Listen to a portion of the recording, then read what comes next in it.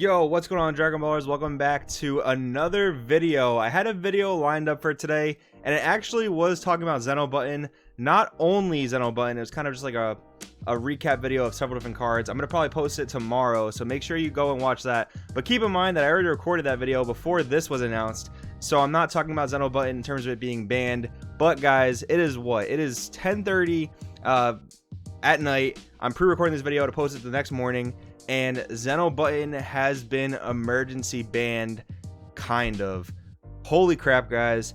This is something that so many people wanted to happen. I can't even believe they're finally doing it. We're going to look through the reasoning. We're going to talk about what's going on here, get my reaction. Pretty much this is my live reaction. I literally just saw this like 10 minutes ago. Decided I should make a video on it, get the news out there to you guys, because it is a kind of late announcement, kind of a weird timing for Bandai. They usually do things at either like 4 in the morning, you know, when I guess it's like maybe afternoon for Japan time. But lately they've been doing things like first thing in the morning, because I think TAC Gaming is running their Facebook now. I don't know. But before we get into the video, guys, new to the channel, make sure to subscribe, hit that bell so you never miss a video or news like this. Want to get involved in Dragon Ball Super community? Make sure to check out the Discord down below. And finally, guys, 3 ways to help the channel out. Number 1, we've got the Patreon down below. Lots of competitive content for you. Probably going to talk a lot about Zen-Oh Button being banned, how decks are going to change. Number 2, YouTube channel memberships down below with the join button.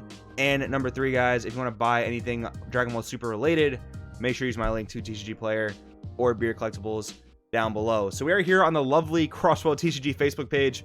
Make sure you give that a follow as well. But let's see Bandai's reasoning for why they decided to ban Zen-Oh Button.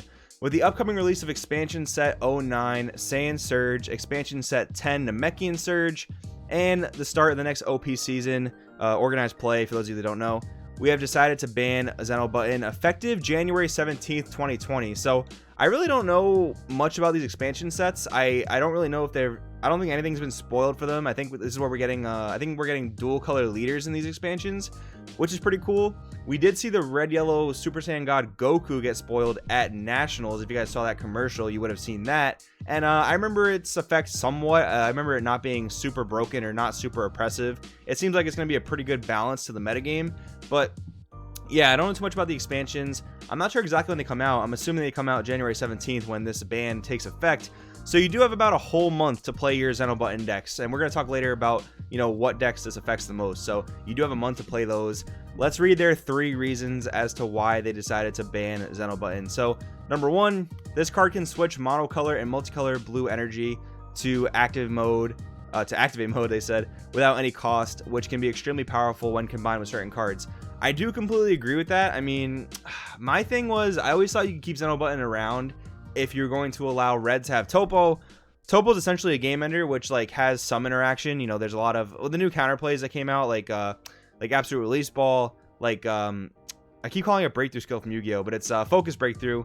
Those types of counterplay cards, they do interact with Topo. The attack skill gets negated, but you don't have to deal with a Floodgate-esque effect of Topo after that. And then there's Flying Nimbus for yellow.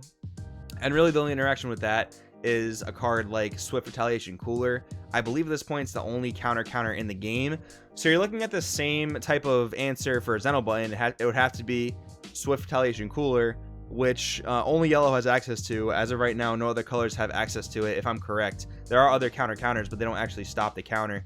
And I always thought if you gave red Topo and yellow Nimbus that blue could keep Button, because Nimbus and Topo are cards that really just shut off an entire turn. Like if you Topo someone or Nimbus someone, they're either, you know, in the case of Topo, they can't attack anymore unless they want to pitch 2.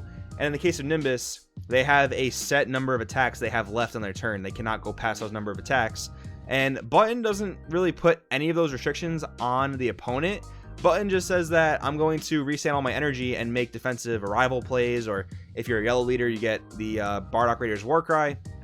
And I thought that was a pretty fair trade-off. You know, I thought value defense was like a pretty good thing for the game. I definitely wouldn't be surprised if they have a card coming out that makes Zen-Oh Button absolutely stupidly broken. Like maybe some new type of arrival they want to mess around with, and maybe Button's just too powerful with it, or maybe some other combo into play card like Raider's Warcry.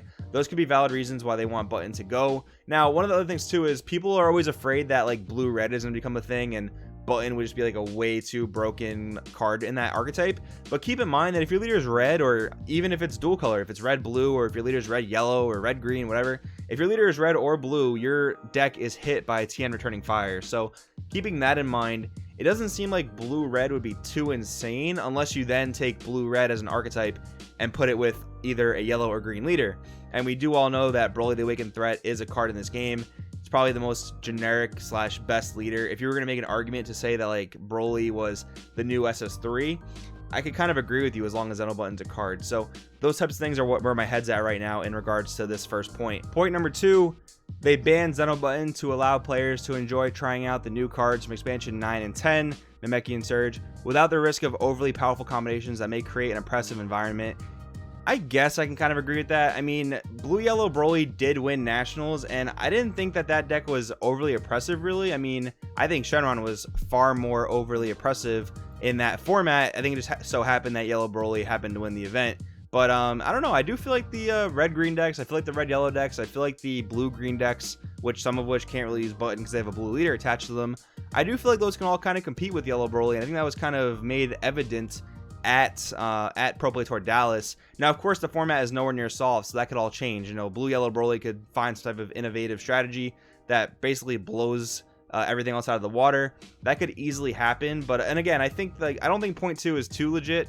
I think point 1 is a little bit more legit in the sense that like the stuff they're making in the future can, I guess that is point 2, but the stuff they're making in the future probably has a lot more powerful interactions with ZenOh Button. And number 3, they want to provide a more balanced meta environment for the 2020 OP season moving forward to 2020 championships. Yeah, I guess. I mean, again, I think Button is relatively fair when you have Topo and Nimbus in the format. Like now we only have red and yellow that can seemingly shut off an entire turn with just 2 cards. Blue, I guess, doesn't have that luxury anymore.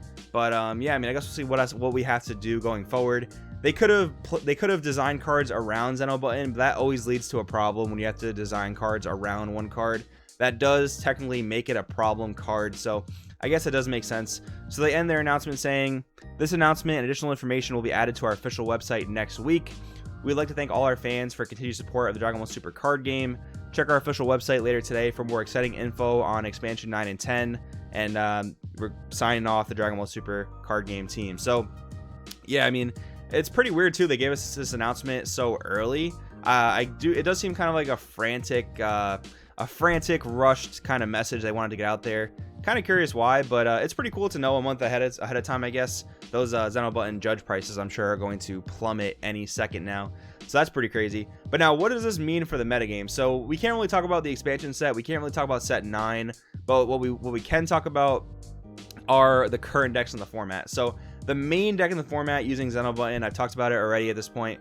Yellow Broly, whether that's just Blue Yellow Broly, abusing ZenOh Button so that you can go into your Raiders Warcry, you can rival your Saiyan, Goku, and Vegeta on defense, you can rival your Bojack, Resident Evil on defense. That's really where Button started to go crazy. Ever since Hercule, Button wasn't really played much, and then we get, the Blue Yellow archetype. Button sees tons and tons of play. And then besides that, we are seeing Button experimented with in Android 21 decks. It is a blue leader again, so it is hit by TN returning fire. So Button's really a card you side out in games 2 and 3, expecting your opponent to side in TN. But nonetheless, that's a card they can't play anymore, but not too much of a hit to them, I don't think. Oh, I forgot to mention as well, the blue, yellow, green Broly builds that are also playing ZenOh Button. They're ramping with the Android 16 energy amplification. They want to play Piccolo simulated ability on turn 3, tap out for it, use ZenOh Button to get all the energy back up.